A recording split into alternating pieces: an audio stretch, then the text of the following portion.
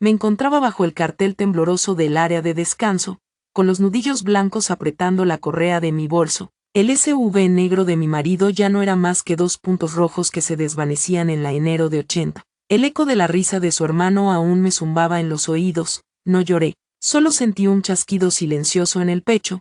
Creían que me abandonaban para darme una lección. No tenían idea de que acababan de crear a la mujer que los convertiría en una mancha permanente en el registro público.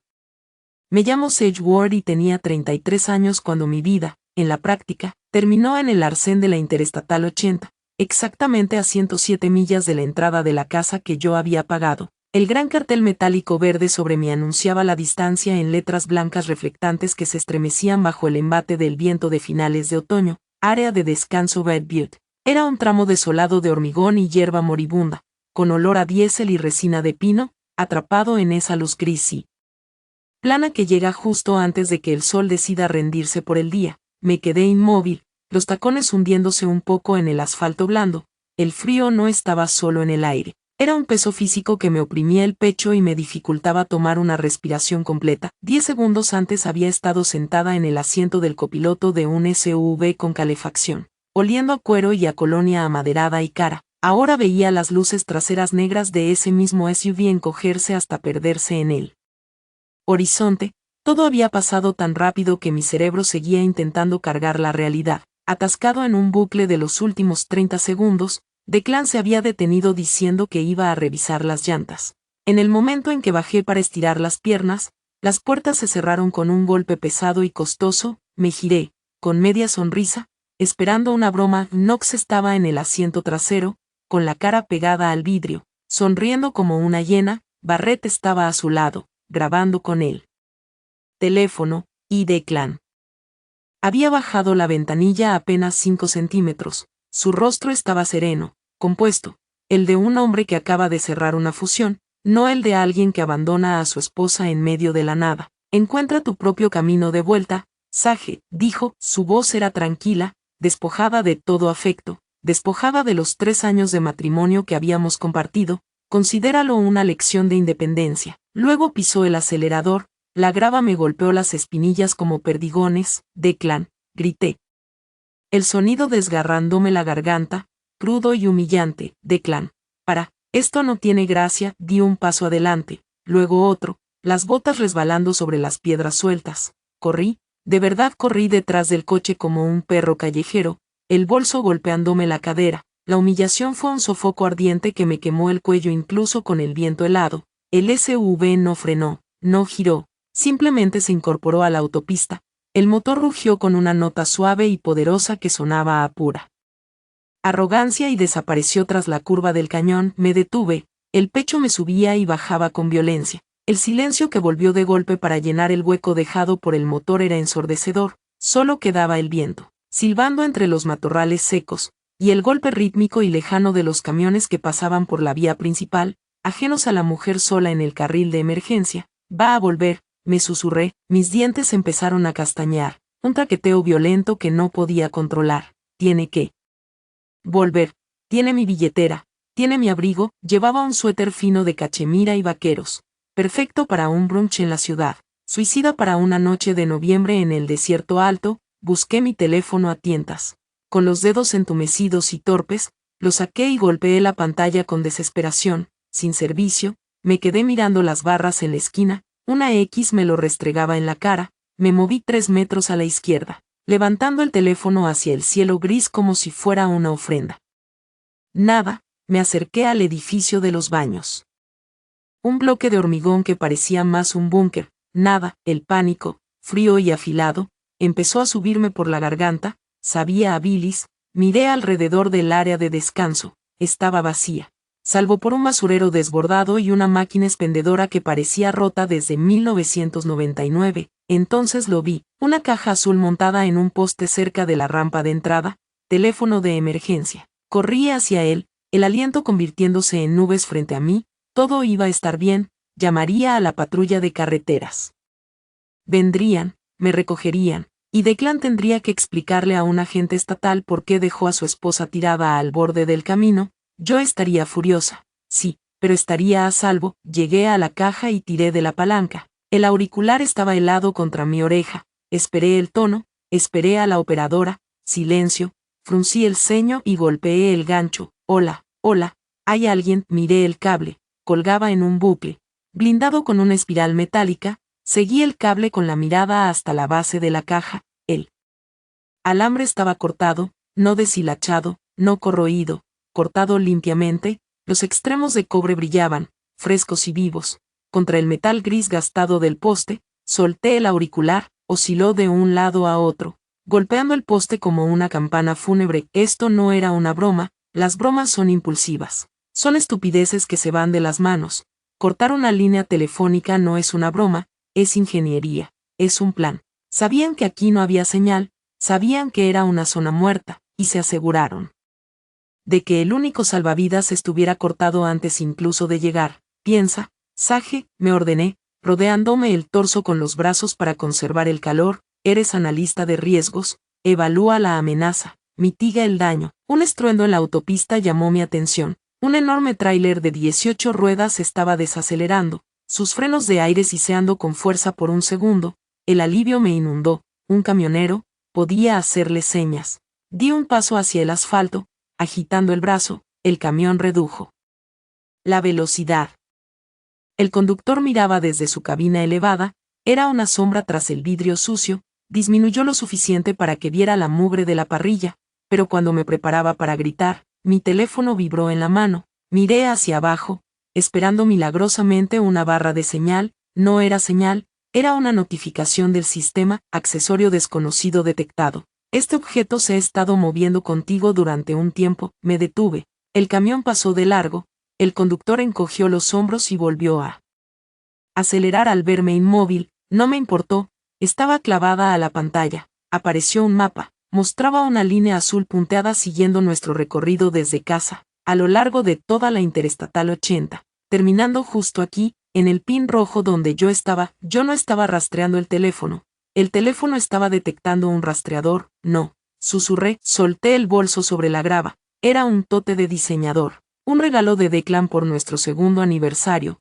cuero, caro, pesado. Lo vacié todo, mi neceser, mi cuaderno, la bufanda de repuesto, nada. Palpé el forro, pasé los dedos por las costuras, presionando con fuerza. Allí, en la esquina del fondo, bajo el forro de seda, había un pequeño bulto duro que no debería estar ahí. No tenía cuchillo, así que usé la llave de casa, cerrando la tela con frenesí. La seda se rasgó con un desgarro satisfactorio. Metí los dedos en el hueco y saqué un pequeño disco de plástico blanco, un AirTag. Lo sostuve en la palma, parecía inocente, solo tecnología para encontrar llaves perdidas, pero en este contexto era una argolla. Knox y Barrett, la forma en que se reían, como Barrett miraba su teléfono, no solo me habían dejado para que regresara caminando o hiciera autostop, estaban mirando, probablemente seguían el puntito en ese mismo instante, sentados en los asientos de cuero caliente del SUV a 10 millas de distancia, apostando cuánto tiempo me quedaría quieta o en qué dirección empezaría a caminar. Querían verme entrar en pánico, querían ver el puntito moverse de forma errática mientras yo corría gritando por ayuda. Querían poseer mi miedo. Miré el disco blanco y algo dentro de mí se recolocó. Fue una sensación física clara, como un hueso volviendo a su sitio tras una dislocación. Dejé de tiritar. Las lágrimas que se me acumulaban se evaporaron. Si me quedaba, me congelaba. Si caminaba, ellos miraban. Presioné con los pulgares la parte trasera del AirTag, giré la tapa y quité la batería. La conexión murió. En su pantalla, el punto se volvería gris, silencioso. Que se pregunten, que piensen que la batería se agotó, o que lo aplasté, o que lo lancé a la caja de un camión ganadero de paso. ¿Quieren jugar?, le dije al aire vacío. Mi voz sonó distinta, más baja, limpia del temblor que tenía un minuto antes. Bien, pero yo ya no juego con sus reglas. Recogí el bolso y metí mis cosas de nuevo. Esta vez no corrí, caminé con decisión hacia el edificio de los baños. Entré al de mujeres. Dentro hacía un frío glacial y olía a lejía industrial y hormigón húmedo. Fui al lavabo y me agarré a los bordes de porcelana. Me miré al espejo. La mujer que me devolvía la mirada era un desastre, el cabello revuelto por el viento, la nariz roja por el frío, los ojos muy abiertos con restos de shock, pero mientras me observaba, obligué al miedo a bajar. lo enterré bajo capas de cálculo frío, tomé una toalla de papel, la mojé con agua helada y limpié los restos de rímel bajo los ojos, alisé el cabello, ajusté el suéter, y Sage Ward. Le dije al reflejo, resolviste una crisis de responsabilidad de $3 millones para Crestline en 4 días. Puedes sobrevivir una noche en la carretera. No iba a ser la víctima de la que se reirían tomando cervezas en el lodge. Iba a ser el fantasma que acecharía su fin de semana perfecto. Oí el sonido de neumáticos sobre la grava, neumáticos pesados, pero no un tráiler esta vez. Algo más pequeño, me tensé. Habían vuelto. Los hermanos habían convencido a Declan de que la broma había terminado. Caminé hasta la puerta y la abrí apenas un poco. No era el SUV negro. Era una camioneta oxidada y destartalada. Del color de la sangre seca, el motor tosía y carraspeaba al ralentí. La ventanilla del pasajero bajó con un chirrido mecánico que sonó como un animal moribundo. El conductor se inclinó sobre el asiento. Era un hombre mayor, el rostro curtido como cuero viejo, llevaba un chaleco reflectante sobre una camisa de franela. Sus ojos estaban en sombra bajo la visera de la gorra, pero no eran lascivos, estaban cansados, comprensivos. No me preguntó si estaba bien, no preguntó dónde estaba mi coche. Miró mi suéter fino y luego el cielo que se oscurecía, donde las primeras estrellas empezaban a aparecer como astillas de hielo. Si quieres sobrevivir esta noche, dijo, con una voz áspera como la grava, sube. La manija de la camioneta estaba tan fría que quemaba, pero no la abrí de inmediato. Me quedé allí, suspendida en esa fracción de segundo donde el instinto de supervivencia lucha contra el condicionamiento social. Cada seminario de seguridad al que había asistido en Questland Rescue gritaba que no me subiera a un vehículo con un desconocido, pero el viento cortaba mi suéter como una cuchilla real y la temperatura caía rápido. En esa duda, mirando el vinilo agrietado del asiento del pasajero, mi mente no me mostró el rostro del extraño al volante, me mostró a Declan, al Declan que creí conocer, el hombre cuyo recuerdo era una trampa en la que entré de buena gana. Recordé la primera vez que nos conocimos. Fue hace 3 años, en una gala benéfica en Saltmere. La sala era asfixiante,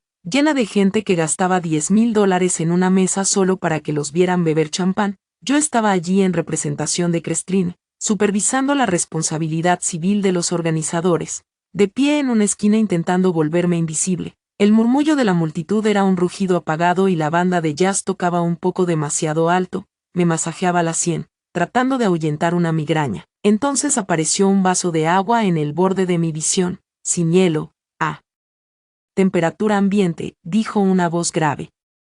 Y apuesto a que matarías por 5 minutos de silencio. Me giré y vi a Declan Wexler. Parecía salido de una revista de relojes de lujo, alto, de hombros anchos, con una sonrisa que no solo deslumbraba, desarmaba. ¿Cómo lo supiste?, pregunté, tomando el agua. Te he estado observando durante 20 minutos, dijo. Debería haber sonado inquietante, pero la forma en que lo dijo, con esa inclinación cálida y atenta de la cabeza, hizo que pareciera que yo era la única persona de la sala que valía la pena estudiar. Te tensas cada vez que el trompetista llega a una nota alta y ya miraste el reloj 4 veces. Odias estar aquí. Estoy trabajando, me defendí, aunque sentí que se me calentaban las mejillas. Entonces déjame hacerte el trabajo más fácil. Eso fue el comienzo. Declan era el hombre que recordaba, el hombre que se fijaba en los detalles. 2 días después, llegó un paquete a mi oficina en Crestline. Era un par de auriculares de alta gama con cancelación de ruido y una caja de esas galletas artesanales específicas que yo guardaba en el cajón de mi escritorio y de las que nunca le había hablado a nadie. La nota decía, para la próxima vez que la trompeta esté demasiado fuerte. Mi colega suspiró, embobada. Es perfecto, dijo, se fija en los detalles, y lo hacía, se fijaba en todo. En aquel momento, se sentía como amor, se sentía como ser valorada, cuidada. Cuando trabajaba hasta tarde, mandaba un coche a recogerme porque no le gustaba que tomara el metro. Cuando me quejé de mi casero, me encontró un apartamento en un barrio más seguro e insistió en pagar la diferencia del alquiler porque la seguridad no debería ser un lujo. Yo era una mujer independiente. Ganaba buen dinero analizando riesgos para grandes corporaciones. Me enorgullecía ver todos los ángulos, encontrar las cláusulas ocultas en los contratos. Pero con Declan no vi ningún riesgo, vi una red de seguridad. Pensé en nuestra boda. Fue un año después, celebrada en un viñedo en Napa, lo que ellos llamaban lujo silencioso. Sin logos llamativos ni colores chillones, solo manteles que costaban más que mi primer coche y vino más viejo que mis padres. Yo estaba allí, con mi vestido de seda, observando a los invitados. Todos eran de su mundo, inversores, magnates tecnológicos, familias de dinero antiguo. Me sentí como una impostora en mi propia vida. Fue entonces cuando Knox y Barrett, sus hermanos, me acorralaron cerca de la barra. Eran gemelos, 5 años menores que Declan, con las mismas sonrisas de tiburón, pero sin nada de encanto. Me miraban no como a una cuñada, sino como a una adquisición. Así que tú eres la que por fin lo atrapó, dijo Knox, girando su vaso de whisky. Bien por ti, debe de ser agradable jubilarse tan pronto. No me voy a jubilar, respondí, apretando el vaso. Amo mi trabajo. Barrett soltó una carcajada corta y seca. Dale 6 meses. Cuando te acostumbres a la tarjeta de crédito Wessler, pasarte el día mirando hojas de cálculo pierde todo el encanto. Créeme, la última chica no duró ni 3 meses antes de dedicarse a comprar a tiempo completo. Yo no soy la última chica, dije, con la voz ligeramente temblorosa. Declan apareció detrás de mí, rodeándome la cintura con un brazo, besó mi sien. ¿Qué les están contando a mi esposa para aburrirla tanto? Solo le damos la bienvenida a la familia. Jack, sonrió Knox, le explicamos lo afortunada que es. Esperé a que Declan me defendiera. Esperé a que les dijera que me respetaran, que reconociera que yo tenía mi propia carrera, mi propio valor. Declan solo se rió suavemente. No les hagas caso, Sage, solo están bromeando. Tienen un sentido del humor terrible, pero no lo dicen con mala intención. No seas tan sensible, no seas tan sensible. Fue la primera vez que lo dijo, no sería la última. Durante los 2 años siguientes, esa frase se convirtió en la banda sonora de nuestro matrimonio. Cada vez que Knox hacía un comentario sobre mi origen humilde, cada vez que Barrett bromeaba diciendo que yo era una cazafortunas disfrazada de mujer profesional, Declan lo suavizaba todo. Me decía que estaba exagerando, que estaba arruinando el ambiente. Poco a poco, de forma metódica, aprendí a tragarme la rabia, aprendí a sonreír cuando quería gritar, solo para mantener la paz. Aprendí a encogerme. Entonces llegó la sugerencia. Fue un martes por la noche. Declan había preparado la cena, me sirvió una copa de vino y se sentó frente a mí, con expresión preocupada. Te ves agotada, Sage, dijo en voz baja. Este trabajo te está drenando. Traes el estrés a casa. Echo de menos a la mujer feliz con la que me casé. Es solo un trimestre complicado, repliqué. Pasa cada año, y si reduces a media jornada, sugirió, o te tomas un año sabático. No necesitamos el dinero. Quiero que seas libre para seguir tus pasiones, no plazos de entrega. Sonaba tan amable, sonaba como si quisiera cuidarme, así que lo hice. Renuncié a Crestline, dejé mi sueldo, mi rutina diaria, mi conexión con el mundo exterior. Me volví 100% dependiente de Jacqueline Wexler. Una semana después, puso un montón de documentos delante de mí. Solo es planificación patrimonial, dijo con naturalidad, destapando un bolígrafo. Como ya no trabajas, necesitamos reestructurar algunos activos por razones fiscales. Te pone en la escritura de la casa y te integra en el fideicomiso. Yo era analista de riesgos. Toda mi carrera se basaba en leer la letra pequeña. Pero esa noche, mirando los ojos azules y confiados de mi marido, no leí nada. Simplemente firmé página tras página. Firmé mi autonomía financiera. Firmé acuerdos que no entendía porque no quería arruinar el momento. No quería ser la Sage desconfiada. Quería ser la buena esposa. Ahora lo entendía. De pie bajo el viento helado del área de descanso, me había estado entrenando, me había estado moldeando para volverme indefensa. El recuerdo de la voz de Knox en la última fiesta de Navidad flotó en mi mente. Estaba borracho, inclinado demasiado cerca de mí mientras Declan estaba en la otra habitación. ¿Sabes, Sage? Arrastró las palabras. A Declan le gustan las cosas ya domadas, le gusta saber que, si suelta la correa, el perro no va a salir corriendo, pero a veces a las mujeres hay que corregirlas, solo para recordarles quién las alimenta. Se lo conté a Declan. Declan suspiró, molesto, no con Knox, sino conmigo. Estaba borracho. Sage, ¿por qué siempre te aferras a estas cosas? Haces que sea imposible estar contigo, imposible de estar contigo. Y ahora allí estaba yo, a 107 millas de casa. Corregida, miré al desconocido del camión. Mason. Su rostro estaba curtido, lleno de líneas duras. Sus manos en el volante eran ásperas, manchadas de aceite. Parecía todo lo que Declan despreciaba. El tipo de hombre contra el que Declan cerraría las puertas del coche, pero Declan, el hombre del traje a medida y las manos impecables, acababa de dejarme morir de hipotermia. Este desconocido me estaba ofreciendo calor. Bueno, gruñó Mason, acelerando un poco el motor, no tengo toda la noche. Señora, la calefacción está encendida.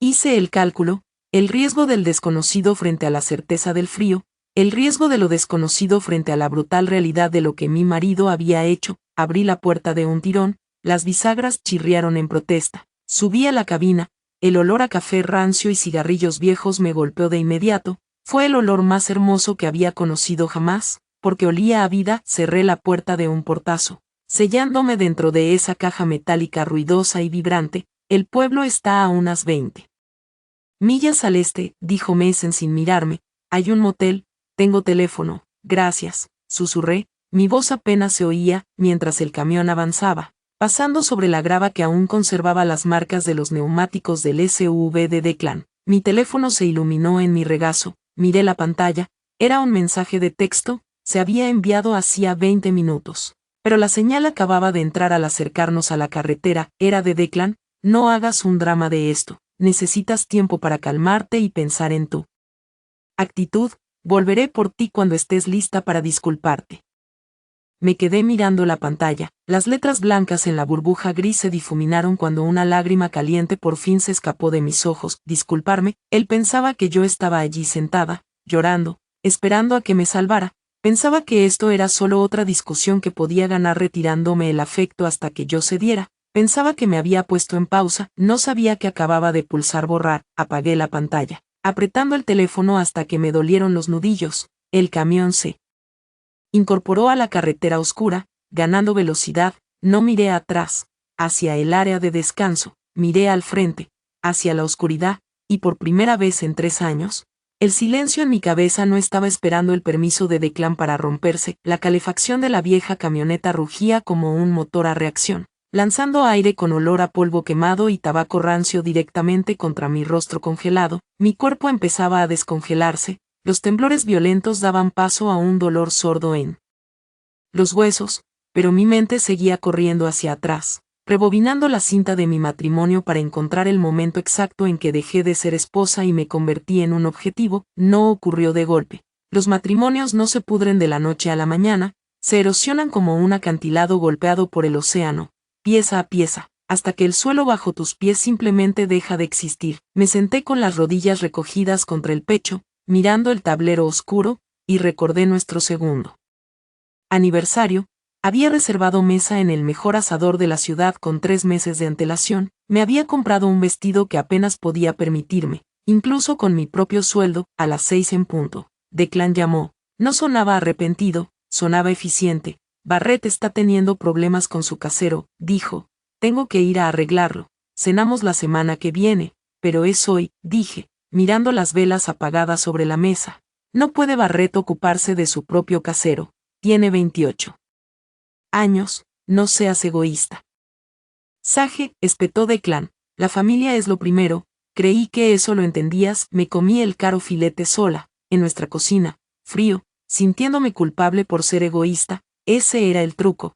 Siempre conseguía que su abandono pareciera un fallo moral mío. Después de que dejé mi trabajo, la erosión se aceleró. Knox y Barrett dejaron de tratar nuestra casa como un lugar al que visitaban y empezaron a tratarla como una fraternidad que les pertenecía. Aparecían sin avisar los martes por la tarde, saqueaban el frigorífico y dejaban las botas tiradas en medio del pasillo. Recordé un martes concreto, meses atrás. Había pasado 4 horas preparando unas costillas estofadas, intentando impresionarlos, intentando comprar su aprobación. Knox dio un bocado, masticó ruidosamente y luego lo escupió en una servilleta. Está un poco dura, no, dijo, mirando a Declan. Me recuerda a la comida del comedor del internado. Ya sabes, lo que les daban a los becados. Barrett se rió, apoyando los pies sobre la mesa de centro. Cuidado, Knox. Sage hizo lo que pudo. No todos crecen sabiendo a qué sabe la buena comida. Miré a Declan. Esperé a que dijera, ya basta. Esperé a que dijera, cocinó para ustedes, respeten. Declan solo dio un sorbo a su vino y sonrió. una sonrisa tensa, condescendiente. Ignóralos, Sage, solo están bromeando, ya sabes cómo son los chicos. No me parece gracioso, dije, con la voz temblando. La sonrisa de Declan desapareció al instante. Dios, Sage, solo quiero que seas menos sensible. Absorbes todo el aire de la habitación cuando te pones así. Solo ríete, no es tan difícil, solo ríete. Aprendí a reír, aprendí a emitir un sonido hueco en la garganta cada vez que insultaban mi origen, mi inteligencia o mi apariencia. Pensé que, si seguía el juego, acabarían parando. No entendí que mi sumisión no estaba terminando el juego, solo lo hacía más divertido para ellos. El punto de quiebre, o lo que debería haber sido el punto de quiebre, llegó hace 3 semanas. Declan había dejado su iPad desbloqueado en la isla de la cocina. Sonó una notificación, era un chat grupal titulado Crown Boys. La curiosidad es algo peligroso. Toqué la pantalla, era una captura de un mensaje que yo le había enviado a Declan ese mismo día. Últimamente me siento muy sola, siento que soy invisible en esta casa. Debajo de la captura, Knox respondió, oh, la princesa necesita atención, quizás si dejara de lamentarse y fuera al gimnasio, sería más visible. Barrett envió un emoji de payaso, y Declan, mi marido, el hombre que juró cuidarme, respondió, no te preocupes, yo me encargo, solo hay que gestionar el activo. Gestionar el activo, no era una esposa, era un pasivo, algo que había que gestionar, un problema que resolver con el menor esfuerzo posible. Lo enfrenté esa noche, no grité, solo le mostré el iPad, no se disculpó, no se avergonzó, parecía molesto, como un adolescente al que su madre le encuentra los cigarrillos. Es privado, Sage, dijo, quitándome el dispositivo de las manos, no leas cosas que no están destinadas a ti. Solo estaban desahogándose.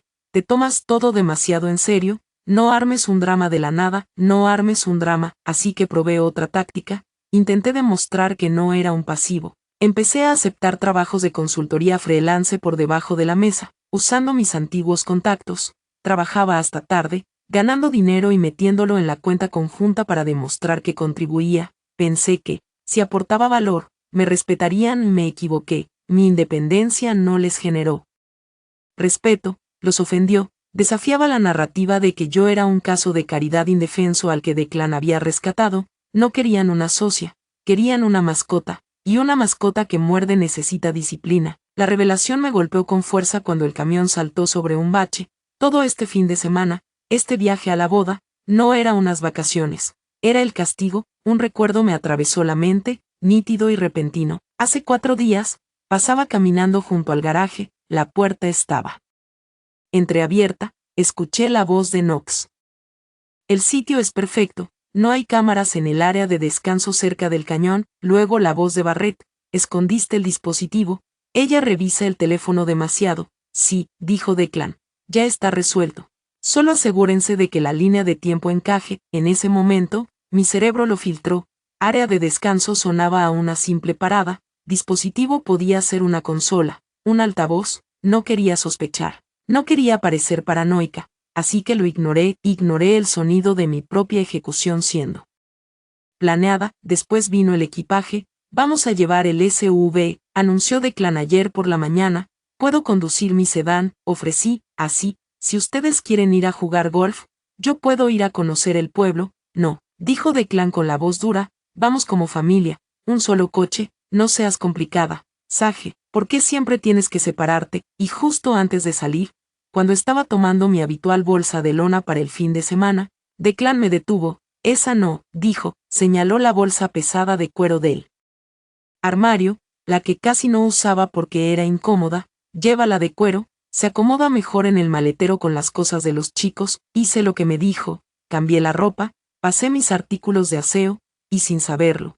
también trasladé el AirTag que él había cosido en el forro. Había orquestado cada paso, eligió la bolsa, el coche, la ruta y el destino, construyó una jaula con peticiones lógicas y gaslighting, y yo entré sola, cerrando la puerta detrás de mí porque no quería ser difícil. Oye, la voz me sobresaltó, salté, golpeándome la cabeza contra la ventanilla trasera de la cabina de la camioneta. Miré al conductor, Mason, me lanzó una mirada rápida de reojo antes de volver a fijar los ojos en la carretera oscura. Las luces del tablero bañaban su rostro curtido con un resplandor verdoso. Te fuiste a otro lado por un momento, dijo Mason.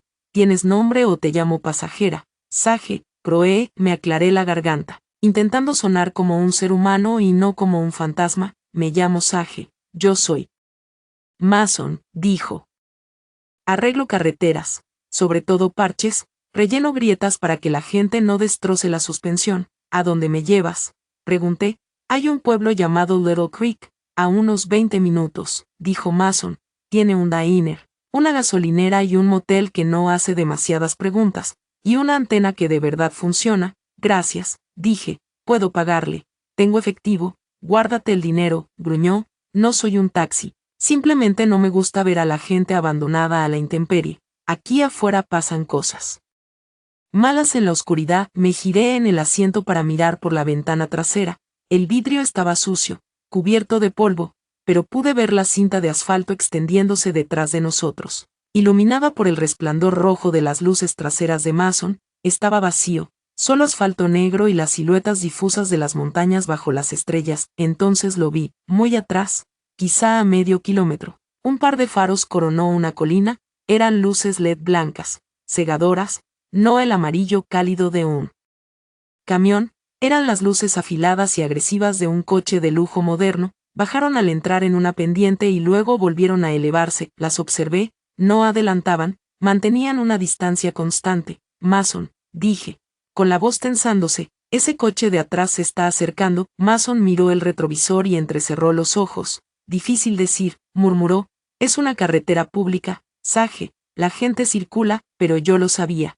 El nudo en mi estómago se apretó. Conocía la forma de esas luces, las veía todos los días en mi entrada. No se iban, susurré, estaban esperando. Observé los faros. Se sentían como ojos depredadores sin parpadear, mirándome en la oscuridad, esperando que cometiera un error. Declan no había terminado de enseñarme la lección. El abandono era solo la primera parte, la segunda era verme quebrarme. Me giré de nuevo hacia adelante, aferrando los bordes del asiento hasta que me dolieron los dedos. Acelere, Mason, dije, con la voz baja y fría. Acelere, que, por favor, dije, mirando el velocímetro. Solo conduzca, porque si me estaban cazando. Estaban a punto de darse cuenta de que el conejo que habían soltado acababa de descubrir que tenía dientes. Mientras la vieja camioneta avanzaba traqueteando por la autopista hacia las luces de Little Creek, cerré los ojos y obligué a mi mente a rebobinar las últimas 6 horas. Necesitaba verlo otra vez. No a través de la neblina del SOC, sino con la lente fría y dura de un análisis forense. Tenía que entender cómo había pasado por alto las señales de mi propia ejecución. El viaje de esa mañana había sido 3 horas de teatro asfixiante. Recordé estar sentada en el asiento del copiloto del SUV. El climatizador estaba ajustado exactamente a 70 grados, la temperatura preferida de Declan. El cuero estaba tibio, el silencio era pesado, pero no vacío. Estaba lleno de la energía frenética del asiento trasero. Knox y Barrett susurraban. Era un siseo bajo, interrumpido por respiraciones cortas que sonaban como risas reprimidas. Cada vez que ajustaba el retrovisor, los veía. Barrett miraba fijamente su teléfono, tecleaba con furia y luego le mostraba la pantalla a Knox. Knox miraba, revisaba su caro reloj de buceo y asentía. No estaban revisando correos, estaban cronometrando algo. ¿Qué es tan gracioso ahí atrás?, pregunté, intentando mantener la voz ligera. Solo negocios, Sage, respondió Knox, con una sonrisa demasiado amplia, mostrando demasiados dientes. El mercado está volátil hoy, no entenderías las fluctuaciones. Miré a Declan. Normalmente les habría dicho que se callaran, pero estaba mirando fijamente al frente, las manos aferradas al volante en las 10:02 con tanta fuerza que los nudillos se le pusieron del color del hueso viejo. Declan. Le toqué el brazo, sus músculos estaban duros como piedra. Se sobresaltó. Relájate, Sage, ¿por qué no puedes disfrutar del viaje? Solo relájate. La orden, la evasión, cuando se desvió hacia el área de descanso de Red Butte, pareció impulsivo. Necesito café, murmuró, y la luz de presión de los neumáticos está encendida. Era mentira, el tablero estaba limpio, lo vi, pero no dije nada porque no quería empezar una pelea. No quería ser difícil. Iré rápido al baño de mujeres, dije. Tómate tu tiempo, respondió Declan. No me miró, Estaba mirando el espejo lateral, vigilando un tráfico que no existía. Entré al baño de concreto, recordé estar de pie frente al lavabo, echándome agua helada en la cara. Recordé mirarme al espejo y regañar a mi reflejo: estás paranoica, Sage, te están llevando de viaje, deja de buscar insultos donde no los hay. Estuve exactamente 4 minutos allí dentro, me sequé las manos con una toalla de papel áspera, respiré hondo, arreglé mi sonrisa y volví a salir al viento. La escena que me recibió parecía un cuadro. El SUV no estaba donde lo había dejado, se había adelantado, colocado justo al borde de la rampa de entrada, el motor ronroneando, las luces de freno brillando de un rojo intenso. Dentro podía verlos, el polarizado era oscuro, pero el sol daba en el ángulo justo. Vi 3 cabezas giradas hacia mí, ya no miraban sus teléfonos, me miraban a mí. Ellos eran el público. Yo, la intérprete entrando al escenario, corrí hacia el coche, estirando la mano hacia la manija. Cerrado, la ventana bajó, no del todo, solo lo suficiente para enmarcar los ojos de Declan y el puente de su nariz. Ábrelo, Declan, dije, temblando mientras el viento atravesaba mi suéter. Hace frío. Él sonrió. No era una sonrisa feliz. Era la sonrisa de un hombre que había ensayado ese momento frente al espejo. Curiosa, distante, busca tu propio camino de regreso, Sage, dijo desde el asiento trasero. La risa explotó, fue fuerte, estruendosa, el sonido de chicos arrancándole las alas a una mosca. Barrett sostenía el teléfono en alto, la lente apuntaba directamente a mi rostro confundido. Declan, pregunté. Mi cerebro se negaba a procesar la información. Considéralo una lección de independencia, añadió. Entonces la ventana subió, sellándolos en su mundo cálido y caro. El motor rugió, un sonido profundo y visceral de potencia. Y las ruedas giraron sobre la grava, lanzando piedras contra mis piernas. Los vi irse, corrí, grité, y cuando el coche desapareció, el silencio se desplomó sobre mí. Pero ahora, sentada en la camioneta de Mason, rebobinando la cinta, me di cuenta de algo que había pasado por alto en ese momento. Cuando corrí al teléfono de emergencia, el auricular estaba muerto, el cable estaba cortado. Knox había llevado una navaja. Lo había visto jugando con ella en el desayuno, abriéndola y cerrándola. Clic, clic, clic. No solo me dejaron allí, se aseguraron de que no pudiera pedir ayuda. Querían que entrara en pánico, querían que me quedara al borde de la carretera, aterrada, llorando, rompiéndome en pedazos, para poder regresar en 1 hora, recogerme y decir: ves, no puedes sobrevivir sin nosotros, no eres nada sin nosotros. Aquí estamos. La voz de Mason me sacó del recuerdo. La camioneta se detuvo de golpe bajo las luces de neón zumbantes de una gasolinera. Little Creek Fuel Stop. Apenas era un pueblo. Solo un puñado de edificios aferrados al borde de la interestatal, pero tenía electricidad. El wifi es abierto, dijo Mason, señalando al diner unido a la estación. Voy a cargar combustible. Asentí y bajé. Las piernas me temblaban, pero la cabeza estaba clara. Caminé hacia la ventana del diner, sacando el teléfono del bolsillo. En cuanto entré en el rango, el dispositivo vibró, zumbó sin parar durante 20 segundos. Una avalancha de notificaciones digitales. 17 llamadas perdidas. 5 de Declan, 6 de Knox, 4 de Barrett, 2 de un número que no reconocía. Parecía pánico, parecía un esposo desesperado tratando de localizar a su esposa perdida. Si le mostraba ese registro de llamadas a un policía, dirían: mire, intentó llamarla. Un malentendido. Pero entonces abrí los mensajes. Solo había un texto de Declan, enviado hace 10 minutos. Me estás avergonzando. Contesta el teléfono. Miré la pantalla. No estás bien, no era dónde estás, era: me estás avergonzando. Él sabía que no estaba muerta. Sabía que no estaba secuestrada, sabía exactamente dónde estaba porque estaba mirando el punto. Las llamadas perdidas eran para el expediente. El mensaje era la realidad. Abrí la app de localización. Find My Friends. Declan insistía en que todos compartiéramos su ubicación por seguridad. Ahora esa función de seguridad era mi arma. Alejé el mapa. Mi punto azul estaba en la gasolinera, el icono de Declan. Una imagen estilizada de su rostro. No estaba girando, no estaba regresando al área de descanso. Estaba a 50 millas al este. Detenido, estaba en Timber Hollow Lodge. Había conducido directo hasta allí, ya había hecho el check-in. Probablemente estaba pidiendo una copa en el bar, mostrando al camarero una foto de su esposa desaparecida. Interpretando al marido preocupado mientras sus hermanos se reían en una esquina, tomé una captura de pantalla, luego otra, guardé su ubicación, la hora y el mensaje de texto, los guardé en una carpeta oculta en la nube, no en el teléfono, luego metí la mano en la bolsa y saqué el AirTag.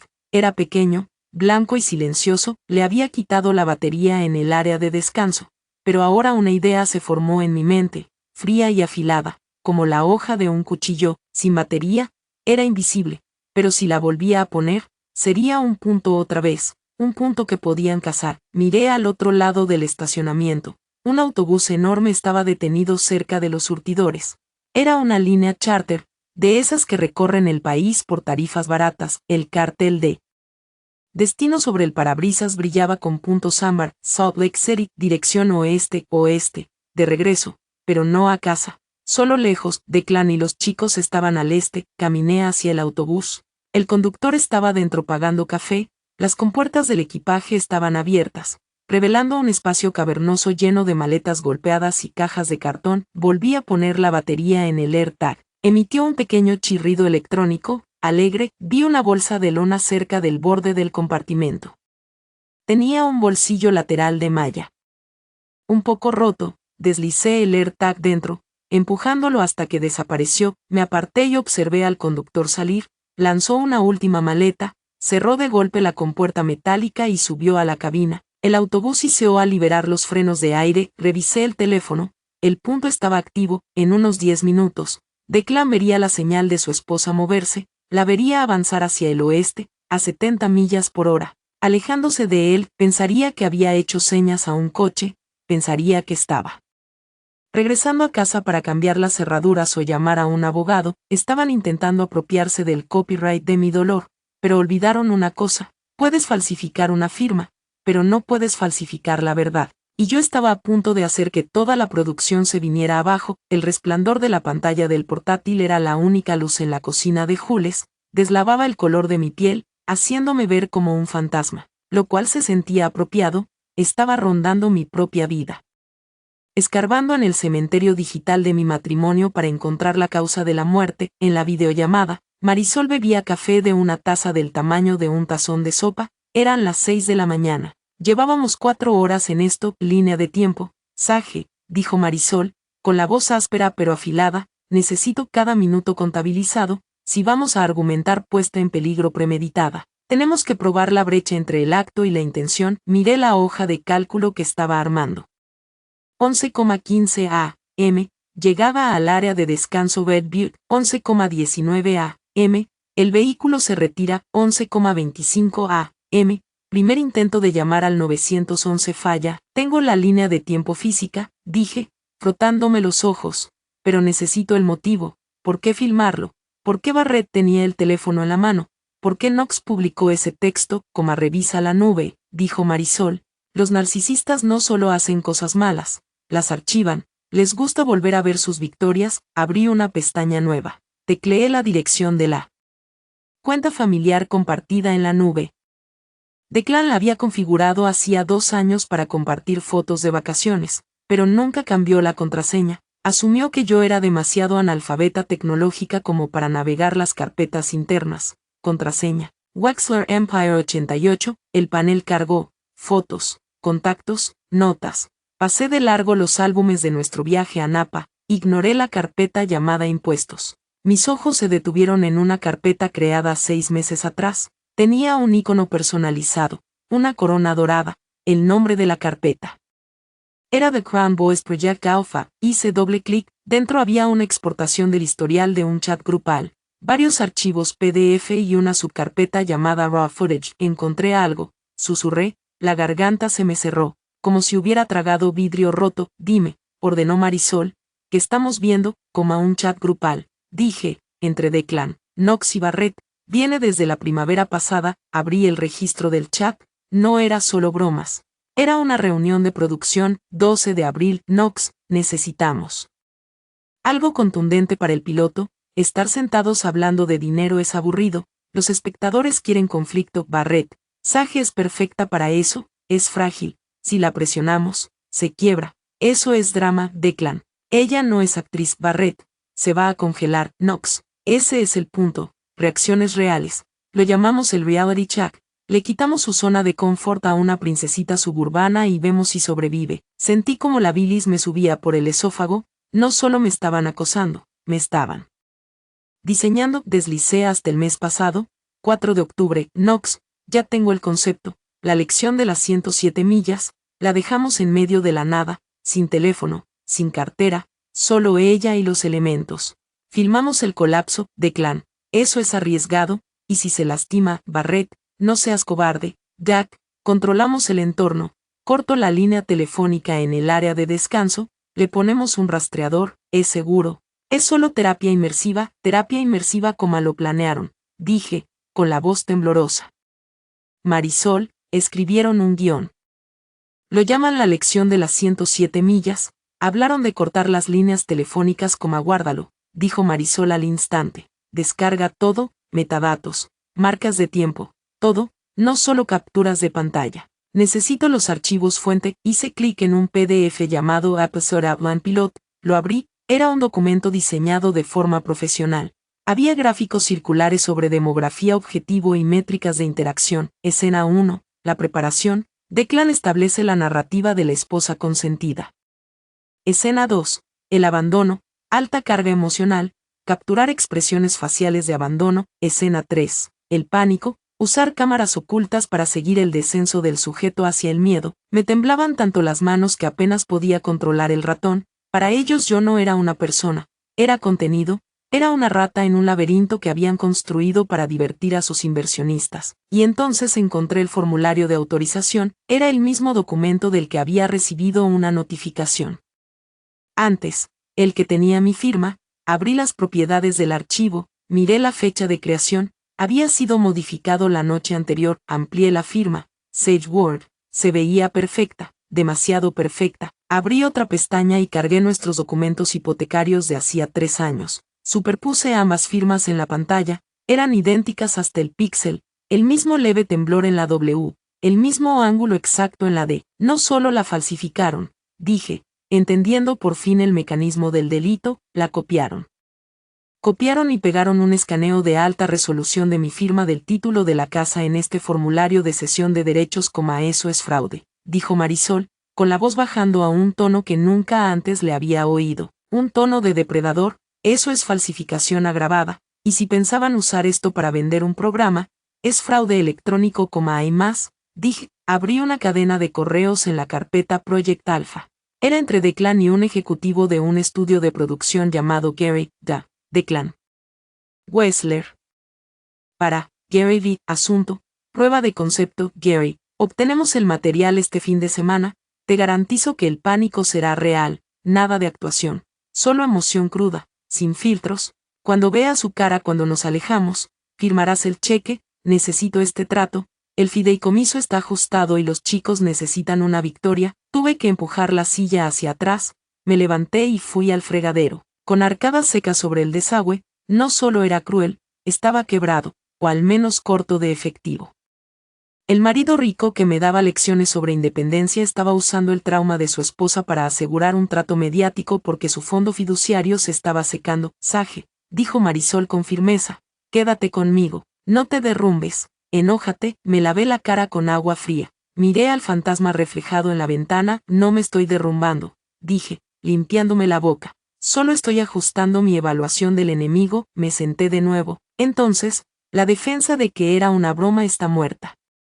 Esto es una transacción comercial. Sí, dijo Marisol, pero eso lo hace más peligroso. Si exponemos esto, no solo lo avergonzamos, destruimos su ingreso potencial, está acorralado, va a salir atacando. ¿Cómo? Pregunté. Te va a pintar como mentalmente inestable, explicó Marisol, dirá que lo de Project Alpha era solo un borrador, una mala idea que nunca ejecutaron, dirá que te enteraste, tuviste un brote psicótico y huiste.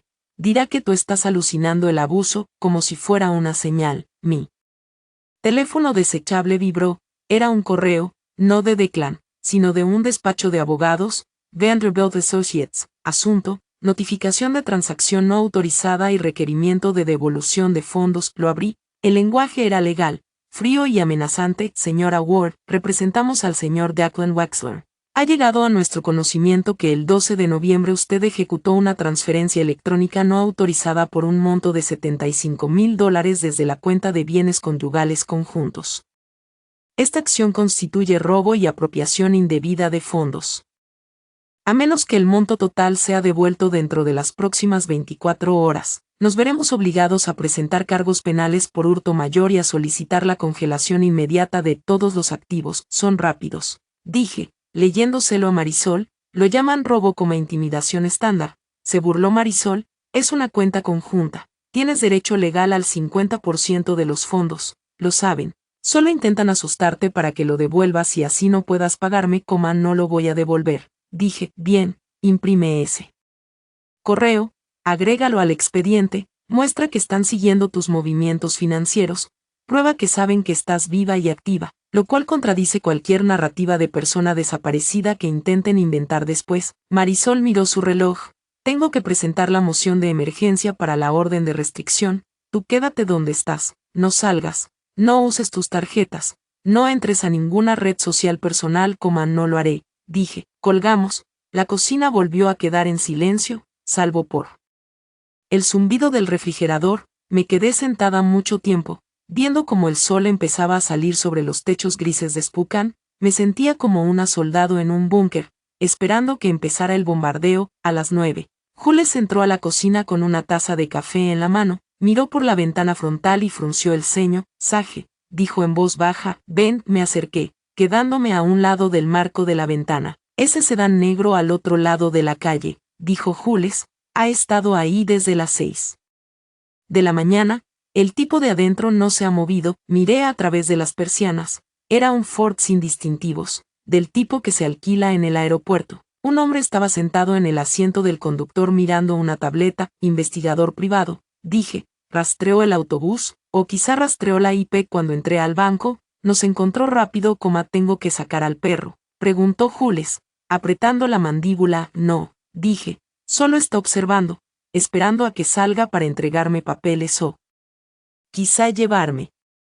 La idea me erizó la piel. Llevarme. Ya no era paranoia, era una evaluación válida del riesgo. No voy a salir de esta casa, dije. Bien, dijo Jules. Llamé al trabajo diciendo que estaba enferma. Yo tampoco salgo. Pasamos la mañana en un encierro tenso. Cada coche que pasaba nos hacía sobresaltar. Cada ruido sonaba como una amenaza. Al mediodía, sonó el timbre. Jules y yo nos quedamos congeladas. Miramos el monitor de la cámara del timbre montado en la pared. No era la policía. No era el hombre del sedán. Era una mujer. Llevaba una gabardina beige y gafas de sol grandes. Se veía arreglada, preocupada e inofensiva. Era Tessa Crane. Se me cayó el estómago. Tessa había sido mi dama de honor. Fue quien me sostuvo el vestido mientras hacía pis en mi boda. Fue a quien llamé cuando tuve un aborto espontáneo hace 2 años. Tessa, susurró Jules. ¿Cómo nos encontró? Declan, dije. Mandó a la caballería. Tessa se acercó a la cámara, se bajó las gafas. Tenía los ojos rojos, hinchados, como si hubiera estado llorando durante horas. Sage, llamó, con la voz quebrada. Sage, sé que estás ahí, por favor. Declan está desesperado, cree que estás teniendo una crisis. Solo quiero ayudar. Por favor, abre la puerta. Se veía tan sincera, tan aterrada por mí. Por una fracción de segundo, una fracción diminuta de segundo, quise abrir. Quise abrazar a mi mejor amiga y contarle todo, pero entonces miré con más atención la pantalla. La mano izquierda de Tessa apretaba la correa de su bolso. Los nudillos estaban blancos, pero su mano derecha estaba abajo, a un costado, sosteniendo el teléfono. La pantalla estaba oscura, pero la lente apuntaba a la puerta. No solo lo sostenía, lo estaba angulando, y entonces vi que sus ojos se movían, no hacia la puerta, sino más allá, escaneando el porche, buscando paquetes, buscando señales de vida. Era una mirada fría y calculadora que desapareció en cuanto volvió a mirar a la cámara. No estaba allí para salvarme, estaba allí para conseguir la toma de dinero. El video de la esposa histérica negándose a volver a casa. No abras, le dije a Jules. No pensaba hacerlo, dijo Jules. Observé a mi mejor amiga interpretar su preocupación en la pequeña pantalla digital. Sage, por favor, sollozó Tessa, secándose una lágrima que parecía sospechosamente oportuna. Solo firma el papel para que podamos ayudarte. Firma el papel, Eso era, no había venido por mí, había venido por el formulario de sesión.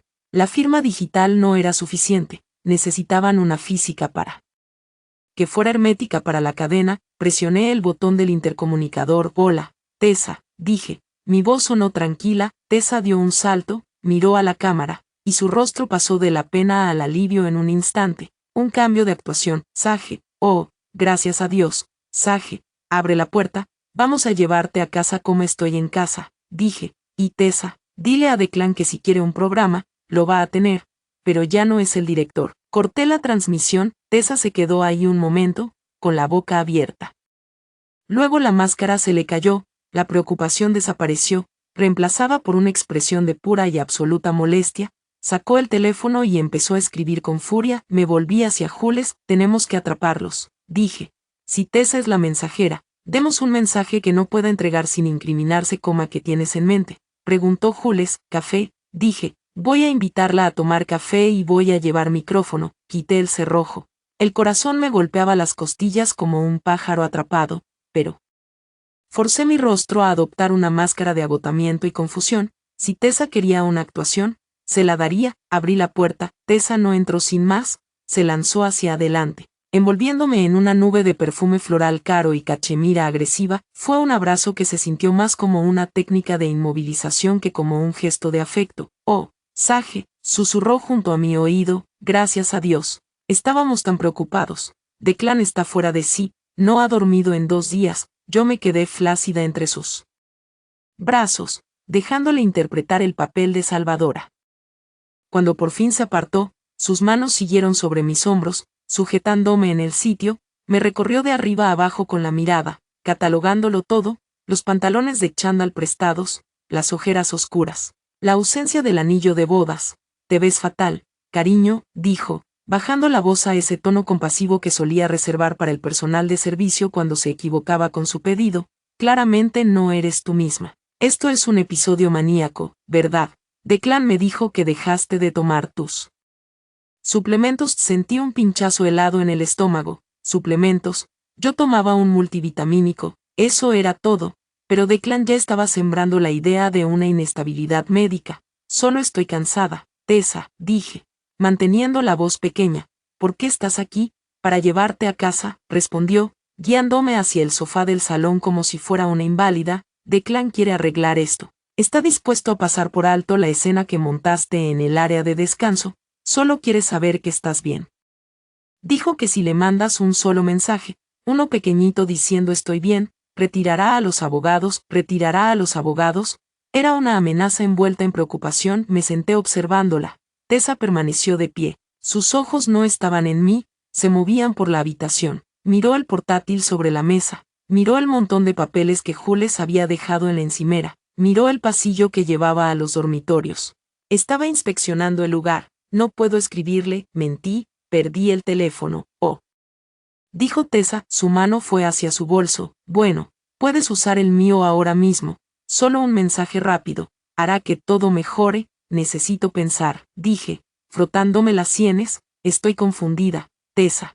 Todo es demasiado ruidoso. Interpretaba a la perfección el papel de esposa desbordada. Tessa se relajó visiblemente. Creyó que estaba ganando. Tómate tu tiempo, me tranquilizó. Iré a traernos un poco de agua. Entró en la cocina de Jules como si fuera suya. En cuanto dobló la esquina, me incliné hacia delante y miré su teléfono, que había dejado boca arriba sobre la mesa baja. Una notificación apareció en la pantalla. El activo está asegurado. No te vayas hasta conseguir la firma. Me recosté justo cuando Tessa volvió con 2 vasos de agua del grifo. Los dejó sonriendo con esa sonrisa ensayada de club de campo. Tengo que ir a ver a un cliente en el centro, dijo, mirando su reloj. Un Cartier Tank que costaba más que el coche de Jules. Pero volveré esta tarde. Podemos volver juntas a Saltmere, tú y yo, viaje de chicas. Está bien, susurré. Me abrazó de nuevo, esta vez con más fuerza. Estás haciendo lo correcto, Sage, no luches contra él. Sabes que no puedes ganar cuando se pone así. En cuanto la puerta se cerró tras ella, la actuación se acabó. Me levanté, enderezando la espalda. Jules salió de su habitación con su propio teléfono en la mano.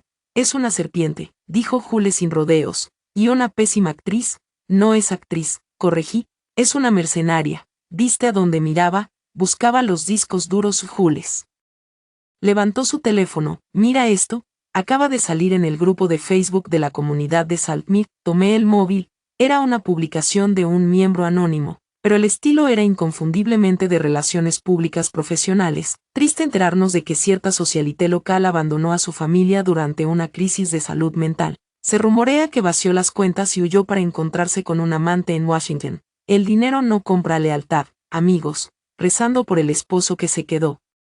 Recogiendo los pedazos, ya había 40 comentarios. La mayoría eran de apoyo a Declan. Pobre hombre, trabaja tanto, decía uno. Siempre me pareció un poco estirada, decía otro. Estaban reescribiendo mi historia en tiempo real, es una campaña de difamación, dije. Están envenenando al jurado antes incluso de llegar a juicio. Quieren asegurarse de que, si hablo, nadie crea a la esposa loca e infiel. Mi teléfono desechable sonó. Era Marisol. No abras la puerta si viene la policía, dijo sin preámbulos. ¿Qué? Acabo de recibir un aviso de un empleado que conozco en la comisaría, continuó Marisol, con la voz rápida y cortante. Acaban de solicitar una verificación de bienestar para la dirección de Jules. El denunciante dijo que había una mujer perturbada con un arma. Quieren que la policía tire la puerta abajo y levante un informe diciendo que eres inestable. Nos vamos, dije, ahora mismo. Vayan a un lugar público, ordenó Marisol, algún sitio con cámaras, una biblioteca o un centro comercial. Y Sage, si vuelves a hablar con Tessa, grábalo. Washington es un estado de consentimiento bilateral, pero hay una excepción cuando se trata de grabar conversaciones que implican amenazas de extorsión o daño físico. Si te amenaza, grábalo. Ese es nuestro punto de apoyo. Tengo una idea mejor, dije. Voy a invitarla a un café. 2 horas después estaba sentada en un reservado de una cafetería llena de gente en el centro de Spokane. Era ruidosa, llena de estudiantes universitarios y del siseo de las máquinas de espresso. Cobertura perfecta. Le había escrito a Tessa desde el teléfono desechable. Tengo miedo de estar sola. Encuéntrame en la cafetería de Second Avenue. Llegó 10 minutos antes.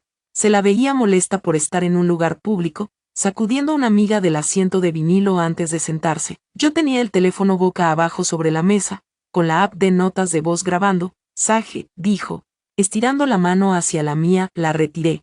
¿Por qué vinimos aquí? Podríamos haber hablado en la casa. Me sentía asfixiada, respondí. Tessa, no entiendo. ¿Por qué Declan está haciendo esto?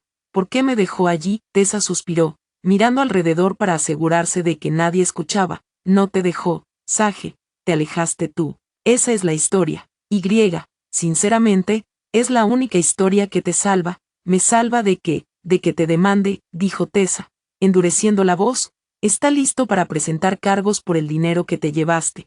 Pero, y esto te lo digo como amiga, está dispuesto a hacer que todo desaparezca. Como, Tessa metió la mano en el bolso y sacó una hoja doblada. No era un escrito legal, era el formulario de sesión, la copia física. Solo necesita que firmes esto, dijo, deslizándolo por la mesa pegajosa. Es solo una formalidad para ese pequeño proyecto de video que los chicos estaban haciendo. Necesitan los derechos del material del viaje. Si firmas confirmando que participaste voluntariamente en el experimento, retirará los cargos por robo, incluso te dejará quedarte con los $75,000. Miré el papel, era la prueba definitiva. La evidencia de que el abandono había sido una producción y que mi seguridad era la moneda de cambio. Entonces fue un show, pregunté, manteniendo la voz neutra. Las 107 millas, el frío, todo era para un show, es contenido. Sage, dijo Tessa, dejando caer por completo la máscara, es solo negocio, no seas ingenua. Declan ya tiene inversores alineados. Les encanta el ángulo del amor duro. Firma el papel. Si no lo haces, va a publicar los historiales médicos. ¿Qué historiales médicos? Los que hizo su amigo médico, sonrió Tessa, con una expresión fina y cruel, los que dicen que llevas meses teniendo alucinaciones. Imagina lo que eso hará con tus posibilidades de custodia si algún día intentas tener hijos. Imagina quién va a contratar a una analista de riesgos que no puede distinguir la realidad de un cambio de humor. Sentí como una rabia fría se asentaba dentro de mí, era más limpia que el miedo, más afilada. Tienes razón, dije, debería firmarlo. Tessa se iluminó, sacó un bolígrafo del bolso, Sabía que eras inteligente, tomé el bolígrafo, me incliné sobre el papel y escribí, en letras grandes y de imprenta. Cruzando todo el texto, no doy mi consentimiento, me levanté. ¿Qué estás haciendo?, susurró Tessa, agarrándome la muñeca. Estoy rechazando la oferta. Dije lo bastante alto como para que nos oyera la mesa de al lado, me solté. Y, Tessa, acabas de admitir extorsión en una grabación activa, mi abogada se pondrá en contacto contigo. Agarré mi teléfono y salí. Tessa no me siguió, se quedó allí sentada, paralizada, comprendiendo que acababa de entregarme el arma que destruiría su estatus social. Subí al coche de Jules a la vuelta de la esquina. ¿Lo conseguiste?, preguntó Jules. Lo tengo todo, respondí. Mi teléfono vibró. Un mensaje de texto. No era de Tessa, era de un número desconocido. Spokane es agradable en esta época del año, pero en una ciudad en cuadrícula no hay donde esconderse. Sage, te veo. Me quedé mirando la pantalla. Es Declan, dije. Sabe exactamente dónde estamos. ¿Cómo?, preguntó Jules. Tiraste el AirTag en el autobús a Las Vegas. No está rastreando el teléfono. Entonces lo entendí. Te está rastreando a ti, a mí, a tu coche, dije. Tessa estuvo 5 minutos de pie en tu entrada antes de tocar el timbre. Su conductor estuvo en ese sedán de enfrente toda la mañana. Entramos en un túnel de lavado 3 calles más allá, un lugar cubierto, lejos de satélites. Bájate, ordené. Nos metimos bajo la camioneta familiar. El suelo estaba mojado y olía a jabón. Pasé las manos por el interior del parachoques trasero. Nada. Revisé los pasos de rueda. Nada. Luego palpé el larguero del chasis del lado del conductor. Mis dedos tocaron algo frío y duro, una pequeña caja negra de plástico, adherida magnéticamente al acero. La arranqué. Era un registrador GPS, de nivel profesional, del tipo que usan los investigadores privados. Tenía una luz roja parpadeando. Nos han estado siguiendo desde la estación de autobuses, dije, levantando el dispositivo. Tessa los llevó directamente hasta nosotras. Jules se quedó pálida. ¿Qué hacemos? ¿Lo rompemos? No, dije. Si lo rompemos, sabrán que lo encontramos. Necesitamos darle datos falsos. Miré alrededor. Un camión de reparto de una floristería estaba en el carril de al lado. El conductor limpiaba el barro de las ruedas. Dame $5, le dije a Jules. Me acerqué a la conductora. Oye, dije, petición rara, mi ex loco me está rastreando. ¿Puedo pegar esto a tu camión unos días solo para quitármelo de encima? La mujer, corpulenta y con un aro en la nariz, miró el aparato y luego me miró a mí. Sonrió. Cariño, yo conduzco por todo el estado. Pégalo. Coloqué el rastreador en el chasis del camión de flores. Vámonos, le dije a Jules. Condujimos de vuelta a la oficina de Marisol, dando un rodeo por si acaso. Cuando dejamos la grabación y la foto del GPS sobre su escritorio, Marisol sonrió de verdad. Esto es, dijo, el intento de extorsión por intermediaria. La vigilancia ilegal es suficiente para una audiencia de emergencia mañana por la mañana. Puedo conseguir una orden ex parte. No podrá acercarse a menos de 150 metros de ti. Es un parche, dije. Lo mantiene alejado, pero no gana la guerra. Todavía tiene el material. Todavía controla la narrativa. Pensé en el esquema del episodio, en los archivos de video. Marisol, dije, en la nube vi una carpeta llamada Raw Footage, pero estaba vacía. Los movieron, dijo ella. Claro que lo hicieron. Están borrando las pruebas. No, respondí. Recordando algo, Declan no confía en la nube para los archivos grandes. Es paranoico con los hackers. Guarda los masters en discos duros, discos físicos. Cerré los ojos, visualizando la oficina de Declan. La caja fuerte detrás del cuadro. Sé dónde está el video, dije, pero está en la casa de Saltmir. No puedes volver allí, dijo Jules.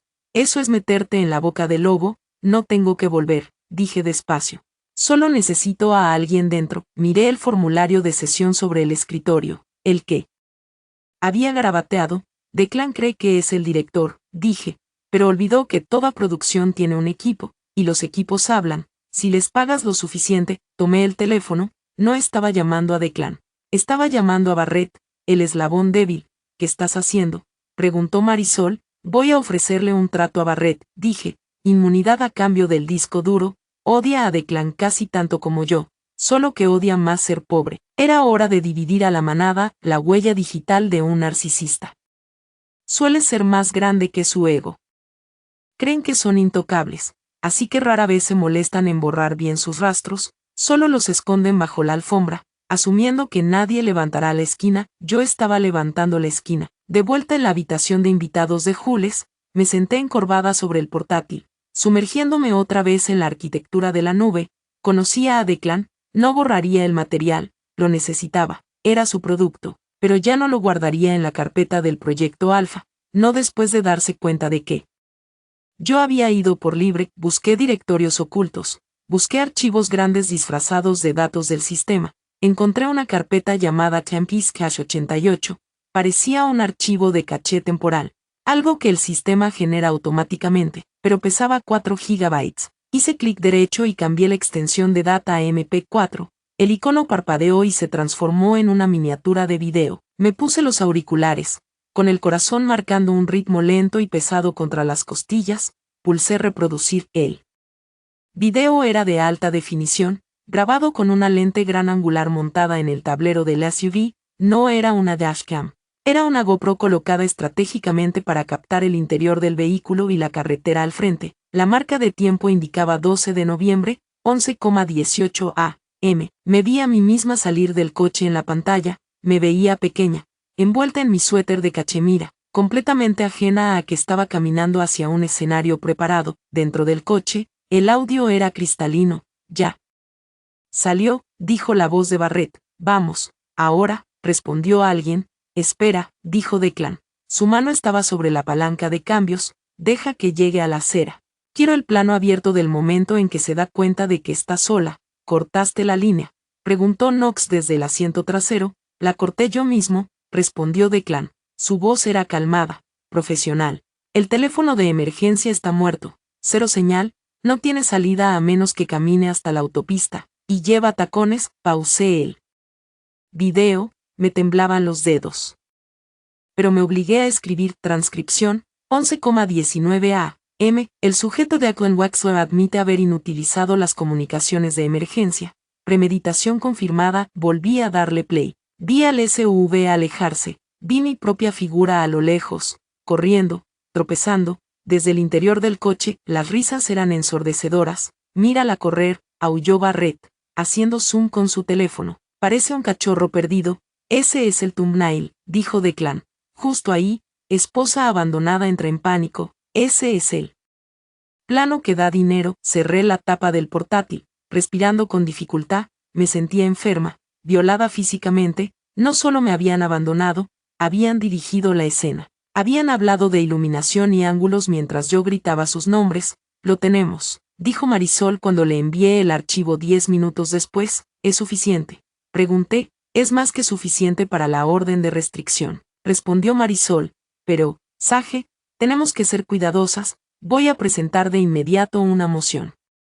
Para preservar la evidencia, creamos una cadena de custodia. Si simplemente lo filtramos, dirán que es un defaque o que está fuera de contexto. Lo presentamos ante el tribunal, lo hacemos oficial. Hazlo, dije. Marisol presentó la moción ex parte esa misma tarde. Entregamos el video, los mensajes de texto y la línea temporal. La reacción de Declan fue inmediata y devastadora. A las 4 de la tarde, mi teléfono desechable vibró.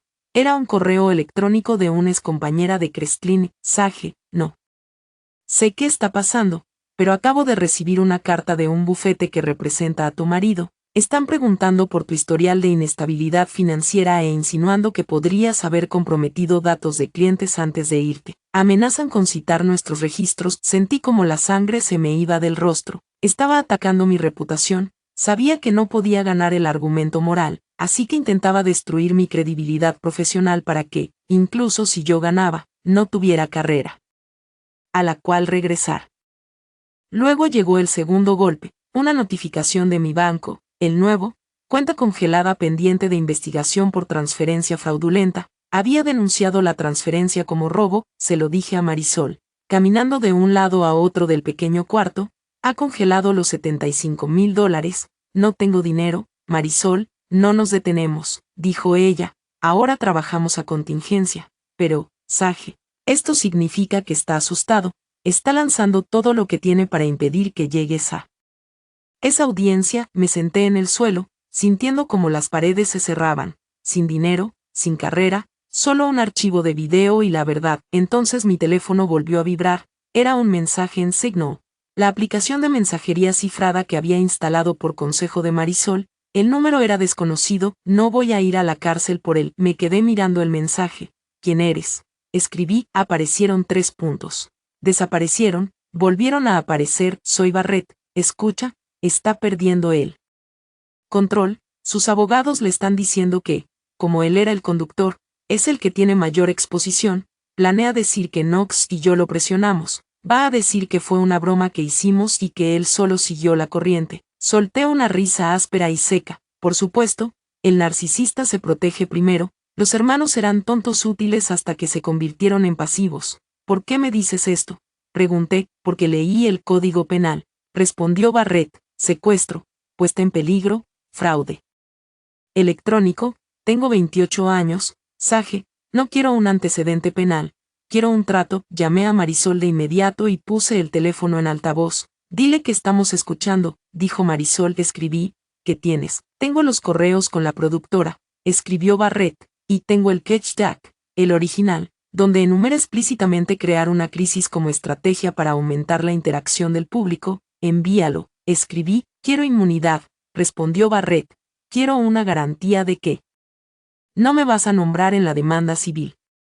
Marisol asintió. Dile que no podemos prometer inmunidad penal, eso depende del fiscal, pero que si coopera plenamente, lo dejaremos fuera de los daños civiles. Escribí la oferta. 1 minuto después, apareció un archivo en el chat. Juan Media Pitch Deck final PDF. Lo abrí. Era peor que el esquema.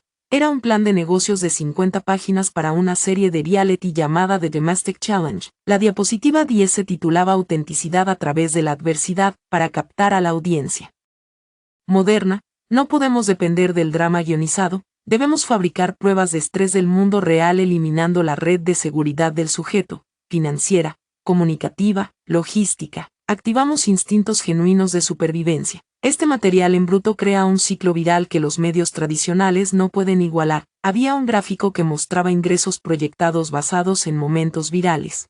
Mi abandono era un punto en una gráfica de ingresos. Monetizó tu trauma incluso antes de infligírtelo, dijo Marisol, con la voz baja, cargada de asco. Esto demuestra que no fue un crimen pasional, fue un negocio. Lo tenemos, dije otra vez. Tenemos la evidencia, corrigió Marisol. Pero aún tenemos que sobrevivir a la noche. La audiencia estaba programada para las 9 de la mañana siguiente. Se suponía que sería remota, pero Declan había solicitado una sesión presencial, alegando que necesitaba enfrentar a su acosadora. El juez, sorprendentemente, aceptó. Declan venía a Spokane a las 6 de la tarde. Jules miró por la ventana. Sage, dijo, el camión de flores ya no está, pero hay 2 tipos en la esquina. Miré. 2 hombres con trajes oscuros estaban bajo la farola, fumando cigarrillos. No se escondían, estaban mirando directamente hacia la casa. Intimidación, dijo Jules. Quiere que tengas demasiado miedo para salir por esa puerta. Se le olvida, respondí, poniéndome el abrigo, que ya caminé 107 millas en mi cabeza. 2 policías alquilados no van a detenerme. ¿A dónde vas?, preguntó Jules. Necesito imprimir el pitch deck, dije. Y tu impresora no tiene tinta. Voy al centro de copias 24 horas de la calle. Voy contigo, dijo Jules. Pasamos junto a los hombres. No se movieron, pero nos siguieron con la mirada. Uno sacó un teléfono y murmuró algo. En el centro de copias, las luces fluorescentes zumbaban. Observé cómo las páginas del pitch deck salían de la máquina, una por una. La evidencia de la crueldad de mi marido, aún tibias al tacto, mientras estaba grapando el documento.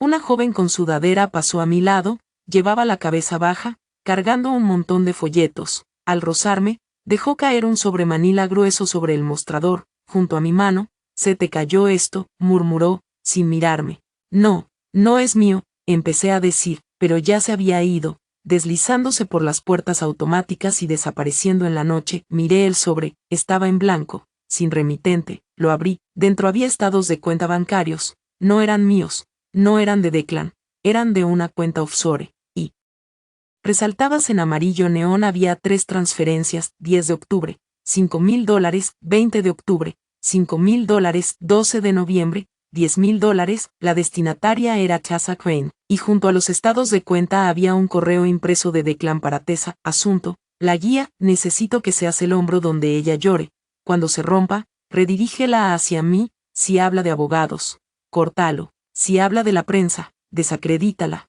tú eres la válvula de seguridad, no me falles, me temblaban las manos.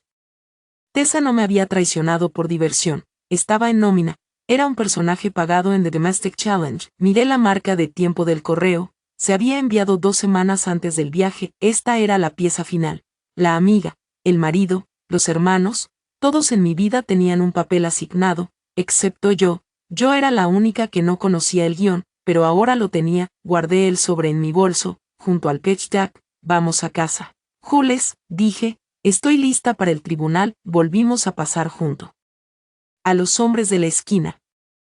Seguían allí, recortados en la oscuridad, pero ya no daban miedo, parecían extras de una película que iban a cancelar al día siguiente, no solo iba a conseguir una orden de restricción, iba a quemar toda su producción hasta los cimientos. Las luces fluorescentes del Tribunal Superior del Condado de Spokane zumbaban con una frecuencia baja, capaz de provocar dolor de cabeza, como si estuvieran diseñadas para despojar a las personas de toda emoción humana. La sala 302 no era un lugar para el drama.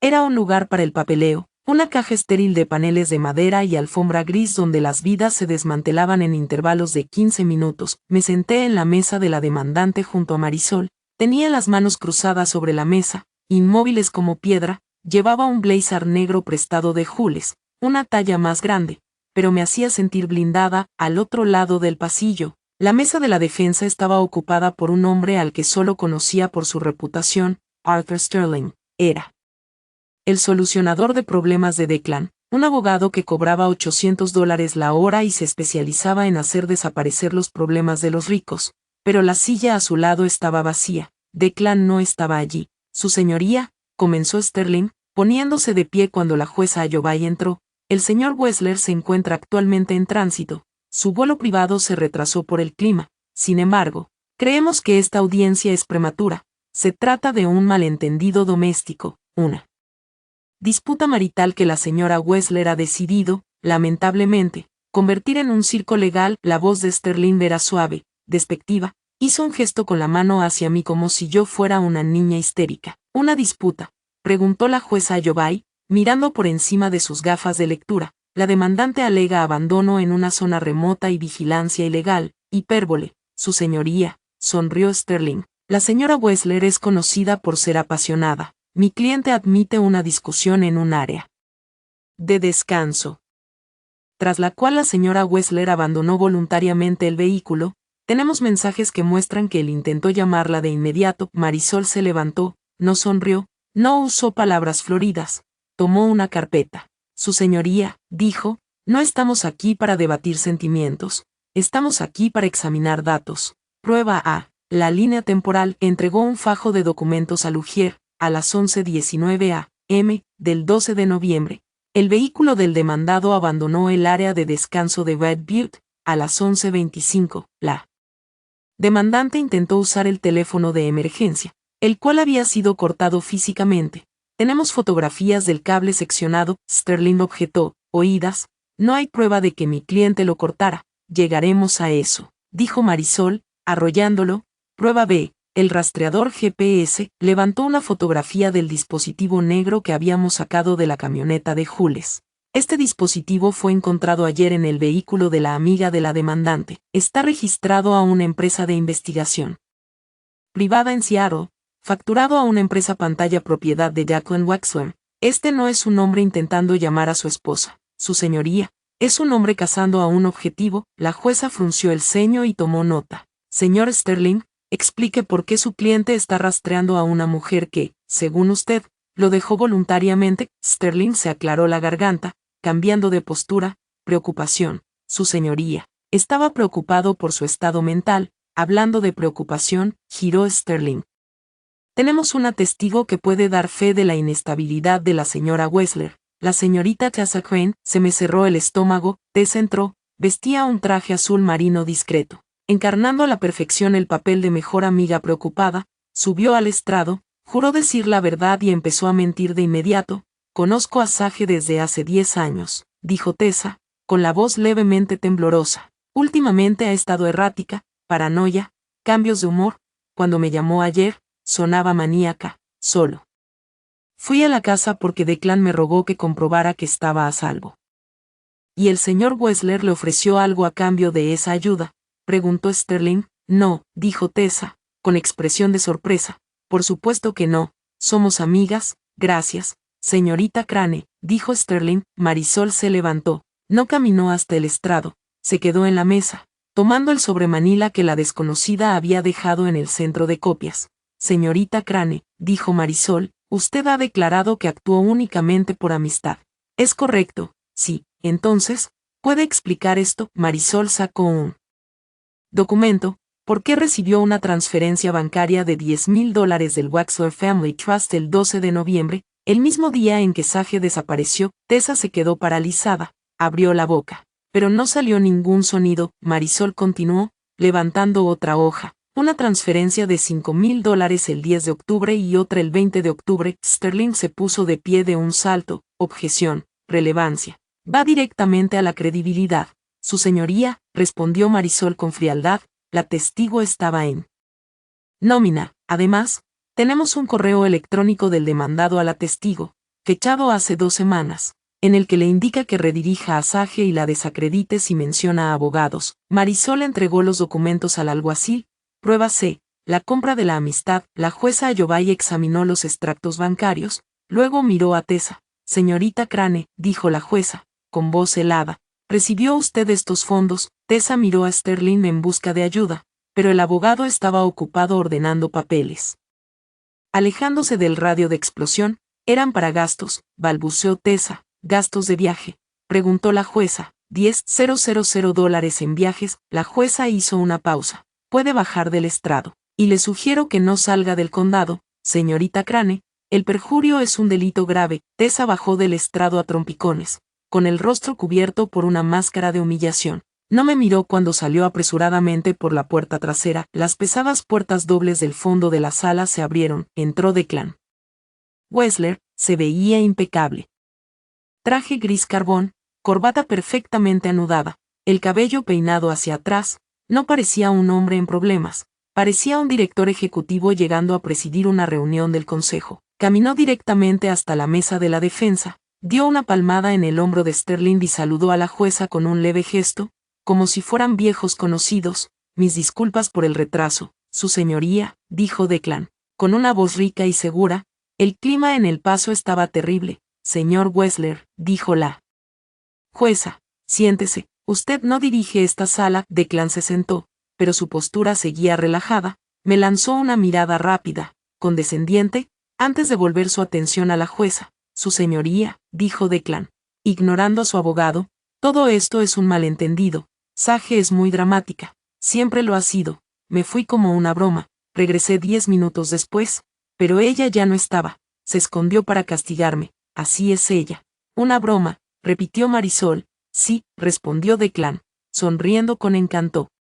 Una mala broma, quizá, pero no un delito. Veamos el video, dijo Marisol. Conectó su portátil al sistema audiovisual del tribunal. La gran pantalla de la pared parpadeó y cobró vida. Era la grabación de la cámara del tablero. La sala se llenó con el sonido del motor del SUV. Luego, mi voz suplicándole que abriera la puerta. Luego la voz de Declan. Busca tu propio camino de regreso, Sage. Considéralo una lección de independencia. La crueldad del tono rebotó en los paneles de madera. No era una broma. Era una orden. Después vino la risa. Knox y Barrett carcajeándose como hienas. Y luego, la prueba definitiva. ¿Cortaste la línea?, preguntó la voz de Knox. La corté yo mismo. El teléfono de emergencia está muerto, dijo la voz de Declan, calma, orgullosa. Ese es el encuadre perfecto. Esposa abandonada entra en pánico. Ese es el plano que paga. Marisol pausó el video. El silencio en la sala fue absoluto. Incluso el taquígrafo dejó de escribir por un segundo. La seguridad de Declan se evaporó. Miró fijamente la pantalla. Con la mandíbula tensa, no sabía que teníamos esa grabación. Creía haberla eliminado. Señor Wessler, dijo la jueza Ayobay, con una voz peligrosamente baja. Acaba usted de admitir en acta que saboteó infraestructura de emergencia para crear una toma que paga. Sterling intentó intervenir. Su señoría. Este material está fuera de contexto. Objeción rechazada, cortó la jueza. Quiero escuchar al otro pasajero. Barrett Wexler. Barrett se levantó de la última fila, estaba pálido, sudando dentro de un traje que parecía haber usado para dormir. Caminó hasta el estrado evitando la mirada ardiente de Declan. Diga su nombre, ordenó el alguacil. Barrett Wexler, susurró. Señor Wexler, dijo Marisol. Su hermano Declan le ordenó que grabara a la demandante. Sí, respondió Barrett. Su voz temblaba. ¿Por qué? Para un programa, dijo Barrett, un reality llamado The Domestic Challenge. Se lo presentó a Crown Media. La idea era quebrar a Sage y grabar su reacción. Dijo que los inversores pagan más por lágrimas reales. Declan golpeó la mesa con la mano. Barrett, cállate, señor Wexler. La jueza golpeó el mazo. Un estallido más y lo declararé en desacato. Marisol no había terminado. Barrett. En relación con el documento de consentimiento que apareció con la firma de Sage, quien lo firmó. Barrett respiró hondo. Declan usó una copia digital de los documentos de la hipoteca, lo hizo en su portátil, en el Lodge. Dijo que Sage nunca lo sabría. Objeción. Gritó Sterling. Esto es de oídas, no es de oídas si tenemos los registros de IP, respondió Marisol. Levantó el último documento, prueba de metadatos de DocuSign. La firma fue creada a las 7:45 p.m. del 12 de noviembre. La dirección IP se rastrea directamente al Wi-Fi de Timber Hollow Lodge, específicamente al router de la suite principal registrada a nombre de Jacqueline Wexler. Marisol dejó caer el papel sobre la mesa. Sonó pesado. Definitivo. Tenemos abandono, tenemos puesta en peligro, tenemos vigilancia ilegal, tenemos fraude electrónico, y tenemos falsificación. Esto no fue una broma, su señoría, fue un intento sistemático de explotar a un ser humano con fines de lucro. La jueza Yovay se quitó las gafas. Miró a Declan, el encanto había desaparecido de su rostro. Ahora parecía pequeño, mezquino y acorralado. He oído suficiente, dijo la jueza. Concedo la orden de alejamiento temporal de inmediato. Señor Wexler, no tendrá ningún contacto con la demandante, ni directo ni indirecto. Deberá mantenerse a 500 yardas de ella, de su residencia y de su representación legal. Se volvió hacia el alguacil. Además, a la luz del testimonio sobre el teléfono de emergencia y la firma falsificada, remitiré la transcripción de esta audiencia y todas las pruebas a la Fiscalía del Distrito para su revisión. Existe causa probable para cargos penales. Su señoría, empezó Sterling. Se levanta la sesión, dijo la jueza, poniéndose de pie, y señor Wexler, si se le acerca, irá a la cárcel. El mazo golpeó. Solté un aliento que sentí como si hubiera estado conteniendo durante 3 días. Marisol me apretó el brazo. Lo tenemos, guardamos los archivos. Sterling susurraba furioso a Declan, cuyo rostro era una máscara de ira roja. Caminé hacia la salida. Mantuve la cabeza en alto, no lo miré, pero cuando empujé las pesadas puertas de madera hacia el pasillo, escuché pasos detrás de mí, pasos rápidos, pesados. Sage, me giré. Declan estaba allí, había dejado atrás a su abogado. Se detuvo a unos 3 metros, respirando con dificultad, tenía los ojos abiertos, desbordados. La máscara del esposo pulido había desaparecido. Este era el hombre que me había dejado en el frío. Marisol se colocó delante de mí, bloqueándole el paso. Aléjate, Declan. La orden está en vigor. Declan la ignoró, miró por encima de su hombro y clavó los ojos en los míos. ¿Crees que ganaste? Siseo, ya no sonaba furioso, sonaba desesperado. ¿Crees que esto se acaba por un papel? Se acabó, Declan, dije. He terminado de ser tu contenido. Dio un paso adelante, con las manos temblando. No. ¿Entiendes? Dijo, bajando la voz a un susurro aterrador. Los inversores ya adelantaron el dinero, la producción está apalancada contra todo, la casa, el fideicomiso, todo. Me miró y por primera vez vi miedo real, no por mí, por él. Si matas este programa, dijo, no solo me dejas, nos arruinas, estás quemando el único paracaídas que tengo. Se inclinó hacia mí, con una mirada que suplicaba y amenazaba al mismo tiempo. No entiendes lo que estás rompiendo. No solo rompes un matrimonio, rompes la máquina que nos da de comer. Lo miré al hombre que pensaba en mí como una pieza de una máquina. Lo sé, dije, y le di la espalda. Caminé hacia los ascensores, dejándolo de pie en el pasillo del juzgado. un director sin estrella, sin guión y sin ningún lugar donde esconderse. Las pesadas puertas de la sala apenas se habían cerrado detrás de mí cuando escuché el sonido de unos zapatos de cuero caros golpeando el mármol. Era un ritmo frenético, entrecortado, lo conocía mejor que mi propio latido. Sage, espera, me detuve. Frente a los ascensores, con la mano suspendida sobre el botón de bajar, no me giré. Marisol se interpuso entre él y yo, sosteniendo su maletín como un escudo. Señor Wessler, advirtió Marisol, con la voz resonando en el pasillo vacío, está violando la orden.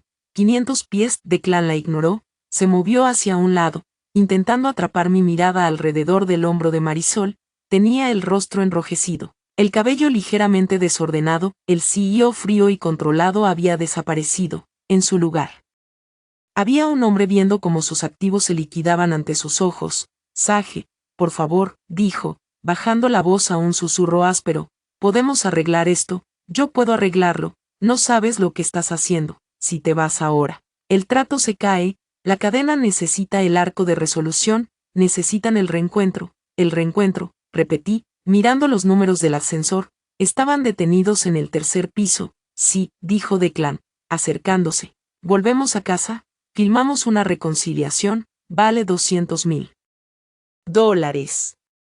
Sage, $200,000. Podemos pagar la hipoteca, te compraré ese estudio que querías. Solo detén esta locura. Marisol dio un paso adelante. Retroceda. Declan estalló. Se lanzó más allá de Marisol y me agarró del brazo con fuerza. Me hizo daño. No me estás escuchando, gritó, con la cara a centímetros de la mía. Eres mi esposa. Eres mi propiedad hasta que yo diga lo contrario. Si arruinas este trato, te enterraré, te demandaré hasta que estés mendigando en la calle. Me aseguraré de que nunca vuelvas a trabajar en esta ciudad. El pasillo quedó en silencio. Miré su mano sobre mi brazo, luego alcé la vista hacia el techo, donde una cámara de seguridad parpadeaba con una luz roja constante. A unos metros de distancia, sosteniendo un montón de expedientes, estaba el alguacil que acababa de escoltarnos fuera. Señor, gritó el alguacil, llevando la mano al cinturón, aléjese de la demandante ahora mismo. Declan se congeló. Demasiado tarde se dio cuenta de que no estaba en su sala de estar. Soltó mi brazo y retrocedió tambaleándose. Marisol no perdió un segundo. Oficial, ¿escuchó esa amenaza? Sí, señora, respondió el alguacil, con el rostro serio. La amenazó. Afirmó que era su propiedad y hubo contacto físico. Marisol se volvió hacia mí. Vamos, volvemos adentro. ¿Adentro? Pregunté. La jueza aún no ha abandonado el estrado, dijo Marisol, con los ojos brillando de forma peligrosa. Vamos a abrir una sesión suplementaria de emergencia ahora mismo. 5 minutos después, estábamos de nuevo en la sala 302. La jueza Giovanni no estaba contenta de ser interrumpida, pero cuando el alguacil testificó sobre el incidente en el pasillo, su molestia se volcó por completo hacia la mesa de la defensa. Señor Wessler, dijo la jueza, con una voz peligrosamente suave, emití una orden de alejamiento hace 10 minutos, usted la violó en el pasillo, agredió a la demandante y la amenazó en su sustento económico. Declan estaba de pie, con las manos temblando. Sterling, su abogado, tenía la cabeza entre las manos. Su señoría, estaba emocional, balbuceó Declan. Las lágrimas comenzaron a acumularse en sus ojos. Era una actuación magistral. Amo a mi esposa, estoy desesperado, solo quería hablar con ella. Fueron Knox y Barrett. Ellos me empujaron a esto, me presionaron. Yo soy la víctima. Ahora lloraba, lágrimas reales. Me miró, suplicante. Sage, díselo, dile que soy un buen hombre, solo cometí un error. Lo observé llorar 3 días atrás. Esas lágrimas me habrían destruido. Ahora solo parecían agua. Marisol se levantó, no miró a Declan, miró a la jueza. Su señoría, el demandado afirma que esto fue un error. Afirma que es una víctima de la presión de grupo. Nos gustaría presentar una última prueba que habla directamente de su motivación. Marisol sacó un documento de su maletín. Era el correo que Barrett me había enviado, el que venía adjunto a la presentación. Esta es una confirmación por correo electrónico de Crown Media a Declan Wexler, dijo Marisol, fechada el 11 de noviembre, el día anterior al viaje. Entregó el papel al alguacil. Por favor, lea la sección resaltada. La jueza Giovanni tomó el documento, ajustó sus gafas y leyó en voz alta ante la sala silenciosa. Transferencia confirmada. Adelanto de $100,000 para el inicio de producción. Los fondos se liberarán tras la recepción de la exención de responsabilidad firmada y material audiovisual de prueba del concepto. La jueza bajó el papel. $100,000, dijo Marisol, no falsificó su firma para hacer un video casero. Señoría, aquí tienes la asterisco continuación de la traducción al español, manteniendo un asterisco tono fluido y narrativo, adecuado para asterisco YouTube novelas de audio, sin recortes ni añadidos innecesarios. Lo falsificó porque esa firma era la llave para desbloquear una transferencia bancaria de 6 cifras. Vendió el abandono de su esposa por dinero. Eso no es amor. Eso es trata. El aire salió de la sala. Declan dejó de llorar. Las lágrimas se secaron al instante, reemplazadas por una expresión de terror frío y desnudo. La máscara no solo se había resbalado, se había hecho añicos. Ya no era el esposo devastado, era el estafador atrapado con el dinero marcado. Señor Sterling, dijo la jueza Yovay, ¿tiene alguna defensa para esto? Sterling se puso de pie lentamente, recogió sus papeles. No, su señoría, no la tengo. La jueza se giró hacia Declan, lo miró con algo peor que enojo, lo miró con asco. Declan Waxworm, voy a modificar la orden temporal. A partir de ahora es una orden de alejamiento permanente. Deberá mantenerse a 500 yardas de la señora Ward durante un periodo de 5 años. Firmó el documento con un trazo firme y cortante. Además, ordeno la entrega inmediata de todos los dispositivos electrónicos que tenga en su posesión para análisis forense, y remito este expediente a la Fiscalía del Distrito con recomendación de cargos por extorsión, fraude y agresión. Luego me miró a mí, su expresión se suavizó. Señora Ward, puede retirarse. El alguacil escoltará hasta su vehículo para garantizar su seguridad.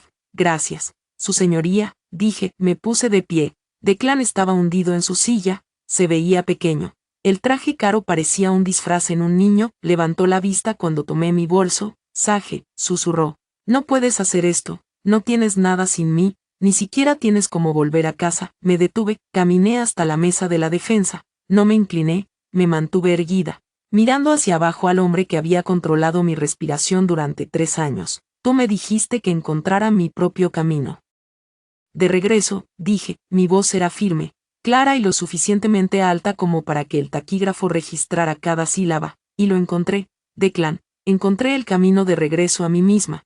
Pero no a ti. Me giré y me fui. El alguacil nos sacó por una salida lateral para evitar la entrada principal. Marisol miró su teléfono. La prensa está afuera, dijo.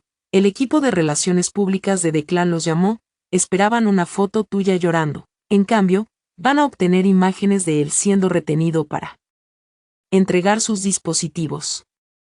No quiero verlo, dije. Salimos al aire fresco de la tarde en el estacionamiento del personal. El sol brillaba. Indiferente, Jules nos esperaba en su station wagon, con el motor encendido. Abracé a Marisol. Gracias. No me agradezcas, dijo. Tú hiciste el trabajo, yo solo presenté los papeles. Envíame tus datos bancarios. Vamos a demandarlo por la mitad de los bienes matrimoniales más daños y perjuicios. Vas a estar muy, muy cómoda. Sage, no me importa el dinero, dije, y hablaba en serio, solo quiero recuperar mi nombre. Me senté en el asiento del copiloto. Jules me sonrió. Lista, conduce, dije. Mientras salíamos del estacionamiento, saqué el teléfono desechable, abrí la cuenta en la nube por última vez, seleccioné la carpeta con los videos, los mensajes, los datos de rastreo, toqué compartir y envié todo a Marisol. Luego presioné eliminar todo en el almacenamiento local. Abrí las aplicaciones de redes sociales. No las desactivé. Las borré. Saqué la tarjeta SIM del teléfono barato de plástico, bajé la ventana. Pasábamos frente al juzgado, vi un alboroto en las escaleras. Declan estaba allí, solo, su abogado ya se había ido. Las cámaras de la prensa destellaban, luces blancas cegándolo. Se veía perdido, miraba alrededor desesperado, escaneando los autos, la calle, buscando el activo que había extraviado. Vio el coche de Jules, me vio a mí en la ventana, dio un paso adelante. Abrió la boca para gritar algo, no lo escuché. Lancé la tarjeta SIM por la ventana, rebotó en el asfalto. Un pequeño trozo de plástico perdido en la ciudad. Subí la ventana, el vidrio se cerró, aislándonos del ruido de la ciudad, de las cámaras, del hombre en las escaleras. Lo miré por última vez. No era un monstruo, no era un rey. Era solo un hombre que intentó convertir a una persona en un objeto y se destruyó en el proceso, se quedó inmóvil sobre el concreto mientras yo desaparecía en el tráfico. Por fin entendió la lección que había intentado enseñarme: cuando dejas a alguien atrás, no te corresponde decidir cuándo vuelve. Me giré hacia Jules. Vamos por un café, dije. Yo invito. Jules se rió. ¿Invitas con qué dinero? Con el mío, respondí. Tengo $300 en efectivo y una vida que me pertenece. Es suficiente. Doblamos la esquina y el juzgado desapareció del retrovisor. No miré atrás. El camino por delante era largo y, por primera vez en 3 años, yo era quien estaba al volante. Muchas gracias por escuchar esta historia en Violet Revenge Stories. Me encantaría saber desde dónde nos estás escuchando ahora mismo. ¿Vas camino al trabajo? ¿Estás en el gimnasio o relajándote en casa? Déjanos un comentario aquí abajo y cuéntanos, y no olvides suscribirte, darle like al video y activar ese botón de apoyo para que podamos compartir este viaje con muchos más oyentes. Gracias por ver la historia de hoy. Si disfrutaste este video, por favor dale un me gusta y compártelo con tus amigos. Nos encantaría leer tus opiniones en los comentarios. Así que no dudes en dejar tu punto de vista, y no olvides suscribirte a nuestro canal para más historias increíbles. Nos vemos en el próximo video.